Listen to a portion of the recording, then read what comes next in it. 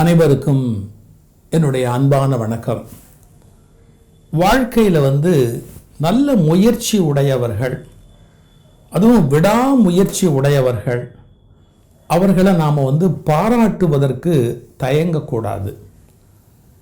இந்த பேச்சு துறையில் நான் ஒரு 50 வருடமாக இருக்கிறேன்.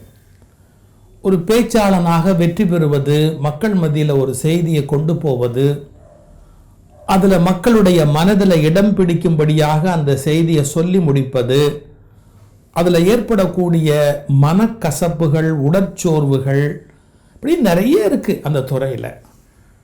ஆனால் அதில் விடாமல் என்னை நான் ஈடுபடுத்தி கொண்டு அந்த பயணத்தை தொடர்ந்து கொண்டே தான் இருக்கிறேன். ஆனால் நான் சில பேரை பார்த்து வியக்கிறது உண்டு. இவர்கள் சராசரி மனிதர்கள்லேருந்து வாழ்க்கையில் உயர்ந்து வெற்றி பெற்றிருப்பதற்கு என்னமோ ஒரு காரணம் இருக்கணும் அப்படின்னு நான் கொஞ்சம் உற்று நோக்கக்கூடிய சில மனிதர்கள். அவங்க அரசியலில் புகழ் பெற்றவங்க, இல்லை உலகியலில் இலக்கியங்களில் புகழ் பெற்றவங்க, அந்த மாதிரிலாம் ஒவ்வொருத்தரும் இருக்கட்டும். ஒரு நெருக்கமான அன்பு ரீதியாக, இன்னும் ரொம்ப பெரிய முன்னுரையெல்லாம் போடுறேன்னு பார்க்குறீங்களா? வர நெருக்கமான அன்பு ரீதியான ஒரு பாசத்துக்குரிய ஒரு குடும்ப நண்பர் அப்படிங்கிற முறையிலையும், ஒரு ஓவியர் என்ற முறையிலையும், அதையும் தாண்டி ஒரு கடும் முயற்சி உடைய ஒரு நபர் அப்படின்னு நான் வியக்கிற ஒரு மனிதர், பல்கலை கலைஞர், பல்கலை வித்தகர், நடிகர் சிவகுமார் அவர்கள். நான் அவரை நடிகர்னு கூட ஒரு எல்லையில் நிறுத்த விரும்பலை. பல்கலை வித்தகர் அப்படின்னு நான் என்னுடைய மனதில், என்னுடைய புத்தகத்தில் கூட அவரை பற்றி குறிப்பிட்டிருந்தேன். இதை எதுக்காக சொல்கிறேன் அப்படின்னு கேட்டால், ஒரு விஷயத்தை எடுத்துக்கிட்டால் அந்த மனிதர் காட்டுகிற அந்த டெடிகேஷன், அதனுடைய கடைசி வரையில் அதில் நின்று அதில் பிடிவாதமாக ஜெயிக்கிற ஒரு குணம். அவருக்கு இப்போ 80 வயது. நம்ப முடியுமா?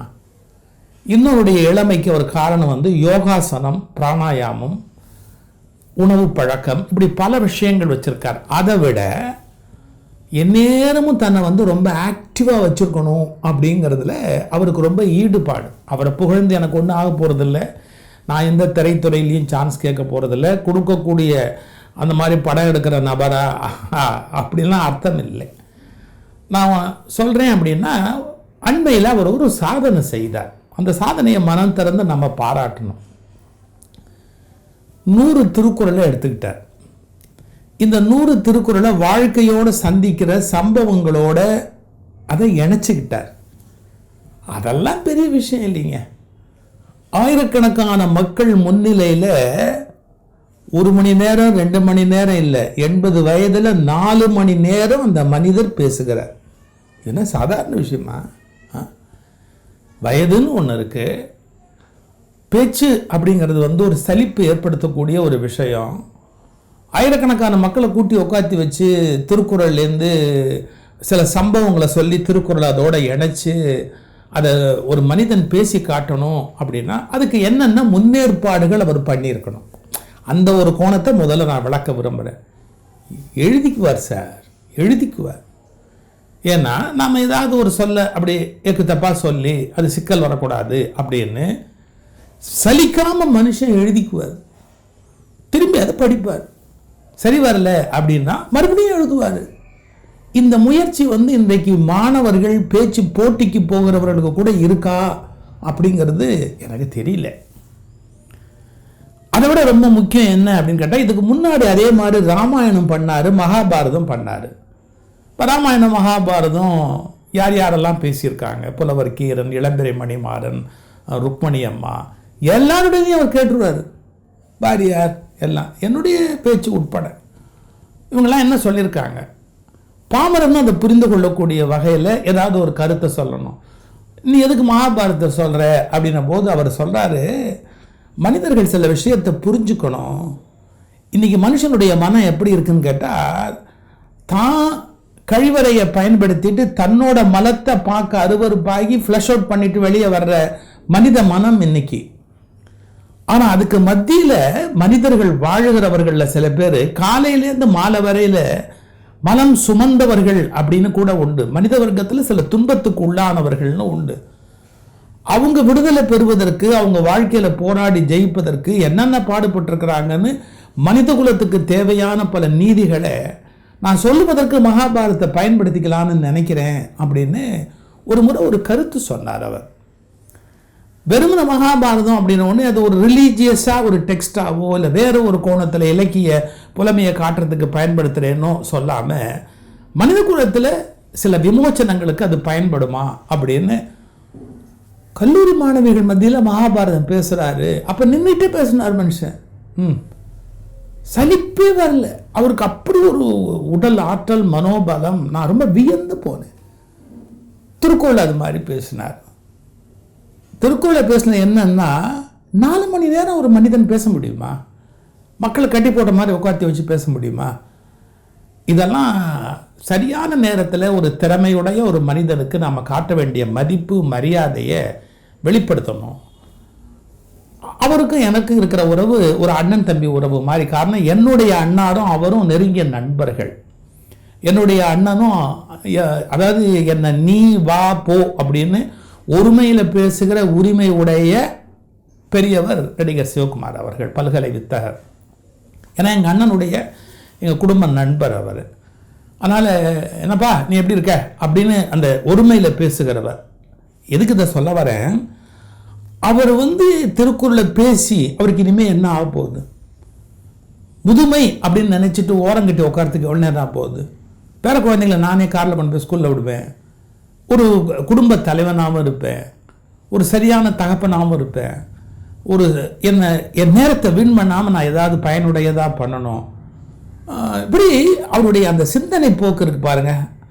அதனால தான் அதிசய பிறவி ஐயா, நீ ஒரு அதிசயமான ஆளு, நீர் ஒரு அதிசய பிறவி ஐயா அப்படின்னு நான் அவருக்கு ஒரு வாட்ஸ்அப் மெசேஜ் போட்டேன். எப்படி இப்படி உழைக்கிறீங்க அப்படின்னு. இப்போ ஒரே ஒரு உதாரணத்துக்கு, நான் வெறும்னா அவரை பொழுதுகிட்டே இருந்தால் நல்லா இருக்காது. திருக்குறள் 100 அப்படின்னு ஒரு புஸ்தகமாகவே அதை கொண்டாந்துட்டார். ஒரு சம்பவம் சொல்கிறார் பாருங்கள், எவ்வளோ அழகான சம்பவம் பாருங்கள். ஒரு மனுஷன் ட்ரெயினில் போயிட்டுருக்கிறார். ட்ரெயினில் போயிட்டே இருக்கும்போது ராத்திரி 12 மணிக்கு டிடிஆரை தட்டி எழுப்பி, என் பையனுக்கு இனிமேல் ஃபுல் டிக்கெட் கொடு, அவனுக்கு இப்போ பிறந்த நாள், இது 12 மணிக்கு மேலே அவனுக்கு பிறந்த நாள் வந்ததுனால 12 வயசு முடிஞ்சு அவன் இப்போ தாண்டி வந்துட்டான், அதனால ஃபுல் டிக்கெட்டுக்கு சார்ஜ் கொடு, இப்போ கோயம்புத்தூர் போகிற வரைக்கும் அதுக்கு சார்ஜ் கொடு அப்படின்னு ஒருத்தர் கேட்குறாரு. அப்படி கேட்டவர் யாரு அப்படின்னு கேட்டால் ஓமந்தூர் ராமசாமி ரெட்டியார். அதாவது நேர்மையான ஒரு முதலமைச்சராக வாழ்ந்த பெருமை, ரொம்ப எளிமையான கண்ணியமான கராரான ஒரு முதலமைச்சராக வாழ்ந்த பெருமை ஓமந்தூர் ராமசாமி ரெட்டியாருக்கு உண்டு. அவரை பற்றி நிறைய நானே பேசியிருக்கேன், நிறைய சம்பவங்கள் உண்டு. இது மாதிரி சுவையான ஒரு சம்பவத்தை சொல்லிட்டு ஓமந்தூர் ராமசாமி ரெட்டியாரை பற்றி இன்னொன்று சொல்கிறாரு. அவருக்கு முதுமையில் அவர் நோயில் கஷ்டப்படுறாரு. அவரை அரசு மருத்துவமனையில் வச்சு பரிசீலனை பண்ணி பாதுகாக்கலாம் அப்படின்னு அப்போதைய முதல்வர் டாக்டர் கலைஞர் நினச்சி சொல்லிவிடுறாரு. ஆனால் அந்த மாதிரி காலகட்டத்தில் அவர் சொல்கிறாரு, இது என்ன இன்றைக்கோ நாளைக்கோ போகிற சராசரி மனுஷன், இவனுக்காக எதுக்கு அரசாங்க பணத்தை செலவு பண்ணிக்கிட்டு, முடியாது, நான் வரமாட்டேன் அப்படிங்கிறாரு. ஒரு துல்லியமான நேர்மையோடு வாழுகிற மனிதனுக்கு ஒரு திருக்குறளை அடையாளமாக சொல்லணும். மனத்துக்கண் மாசில நாதல் அனைத்து அரண். அறம்ங்கிறது என்ன? மனத்தளவில் பிழை இல்லாமல் இருக்கணும். இதுக்கு ஓமந்தூர் ராமசாமி ரெட்டியாரை ஒரு அடையாளமாக காட்டி அந்த குறளோடு ஒப்பிட்டு சொல்கிறாரு. நடிகர் திலகம் சிவாஜி கணேசன் மேலே அவருக்கு ஒரு அளவு கடந்த மரியாதை உண்டு. அவரை பாராட்டி அவர் சொல்ல அந்த வார்த்தைகளை பாருங்க. பள்ளி படிப்பில்லை, பரம்பரை பெருமை இல்லை, இளமையில் வறுமையை இருகத் தழியவியன், ஆயினும் கலையுலகின் நாயகி கலைவாணிய ஆசியினை வரமாய்ப்பெற்று திரையில் வரலாறு படைத்திட்டார். ஒரு சான் முகத்தில் 1000 பாவம் காட்டி, போதுமே, ஒரு சான் முகத்தில் 1000 பாவம் காட்டி சிம்ம குரலில் தீர்ந்தமிழ் வசனம் பேசி அவன் படைத்த பாத்திரங்கள் திரையில் அசைகின்ற ஓவியங்கள். திரையில் அசைகின்ற ஓவியங்கள். கர்ணனாக, கட்டபொம்மனாக, சிவாஜியாக, செங்குட்டுவனாக, ஹரிச்சந்திரனாக, அசோகனாக, அப்பராக, 5ஆம் ஜார்ஜாக, பாரதியாக, பொற்கை பாண்டியனாக, வஉசியாக, வாஞ்சியாக அவன் ஏற்ற வேடங்கள் எங்களுக்கு பாடங்கள். பின்னால் வருகிற நடிகர்களுக்கு ஏற்ற வேடங்கள் எங்களுக்கு பாடங்கள். ஒன்றும் இல்லை சார், சிவாஜி கணேசன் நடக்கும் நடையில் 400 வகை காட்டினான். மரமேரிக்கு ஒரு நடை, மனோகரனுக்கு ஒரு நடை, சட்டி சுட்டதரா பாடலுக்கு ஒரு நடை, போனால் போகட்டும் போடாவுக்கு ஒரு நடை, மொத்தத்தில் நவரசங்களையும் நமக்கு நவராத்திரியில் காட்டிவிட்டார். கிறிஸ்துவுக்கு முன் கிறிஸ்துவுக்கு பின் என்று மானுட வரலாறு தொடர்வது போல் சிவாஜிக்கு முன் சிவாஜிக்கு பின் என்று தமிழ் திரை உலக வரலாறு தொடரும். இது எந்த கோளுக்கு சொல்றாரு? புகழ் தோன்றி புகழோடு தோன்றுக, அகுதிலார் தோன்றனி தோன்றாமை நன்று. அந்த கோளுக்கு அடையாளமா சிவாஜி வாழ்ந்திருக்கிறாரு அப்படின்னு அவருடைய புகழை பேசுறாரு. இது மாதிரி நூற்றுக்கணக்கான சம்பவங்கள் எல்லாமே பெரிய மனுஷன். பொங்கியாத்தான்னு ஒரு அம்மா பத்தி எழுதுறாரு. இளமையான வயசுல வைசூரி நோய் வந்து கண் போயிடுது, கணவனை வேற கல்யாணம் பண்ணிக்க அப்படிங்கிறாங்க. அவர் சொல்றாரு, எனக்கு அப்படி வந்து ஆயிட்டா நீ வேற கல்யாணம் பண்ணிருப்பியா? பண்ண மாட்டேல்ல, அப்ப நான் வந்து உன்னை எப்படி விட்டுட்டு போக முடியும்னு சொல்லி அதன் பிறகு அவங்களுக்கு பிள்ளைகள் பிறந்து அந்த அம்மா கண்ணில்லாட்டி கூட தன்னுடைய எல்லா வேலைகளையும் தானே பார்த்துருக்கிறாங்க. ஒரு சராசரி பெண்மணி. அவங்கள பற்றிய செய்தியையும் திருக்குறளோட ஒப்பிட்டு ஒரு சாதனை பண்ணியிருக்கிறேன். அப்போ அவரை மனம் திறந்து நம்ம பாராட்டணும். வந்தோம், நடித்தோம், சம்பாரித்தோம், நம்ம போனோம் அப்படின்னு இல்லாமல் ஒரு அறக்கட்டளை வைத்து மாணவர்களுக்கு கல்விக்கு நலம் செய்யணும்னு பிள்ளைகளோடு செய்கிறார்.